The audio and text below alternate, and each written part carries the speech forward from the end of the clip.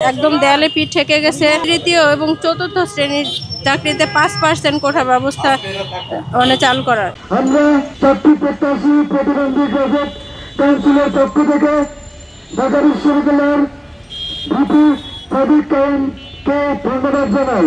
আমাদের দুপুর 2:30টার সময় সাক্ষাতের টাইম দিয়েছেন, সেজন্য পূর্ব ঘোষিত যে কর্মসূচি ছিল বিকাল 3টায় সেই কর্মসূচি স্থগিত করা হয়েছে। আমরা দুপুর 2:30টায় সমাজ কল্যাণ উপদেষ্টা মহোদয়ের সাথে সাক্ষাৎ করে আমাদের দাবিগুলো তুলে ধরে তার সাথে আলাপ আলোচনা করে ওনার সাথে যদি আমাদের দাবি নিয়ে জেলা বসে কোনো আলাপ হয় তার উপর ভিত্তি করে আমরা বিকাল 5টায় সংবাদ সম্মেলন করব। আমাদের পরবর্তী কর্মসূচি কি হবে তা জানিয়ে দিব। আন্দোলন করেছি গত হাসিনা সরকার যে সময় ছিলেন তখন থেকে আমরা এই দফাগুলো নিয়ে আমরা আন্দোলন করছি।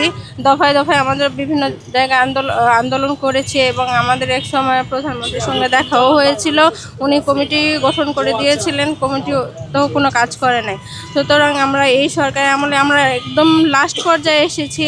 আমাদের একদম দেয়ালে পিঠ ঠেকে গেছে। এজন্য আমরা 5টি দাবি নিয়ে আমরা আজকে আন্দোলন করতে এসেছি। আমাদের দাবিগুলোর প্রথম এবং প্রধান দাবি হচ্ছে নির্বাহী আদেশের বিশেষ নিয়োগে আমাদের চাকরির ব্যবস্থা করার। আমাদের দ্বিতীয় যেটা দাবি সেটা হচ্ছে আমাদের বর্তমান যে চলমান কোটা ব্যবস্থা, এই কোটা ব্যবস্থা প্রথম এবং দ্বিতীয় শ্রেণীর চাকরিতে 2% এবং তৃতীয় এবং চতুর্থ শ্রেণীর চাকরিতে 5% কোটা ব্যবস্থা চালু করার।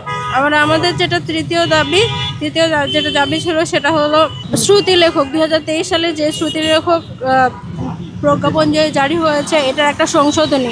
আমরা যেন সরকারের কিছু রুলস রেগুলেশন, তাদের যে রুলস রেগুলেশন মেনে আমরা যেন নিজেরাই শ্রুতি লেখক নির্বাচন করতে পারি, সেটা সংশোধনী। আর 4 নাম্বার যে হচ্ছে আমাদের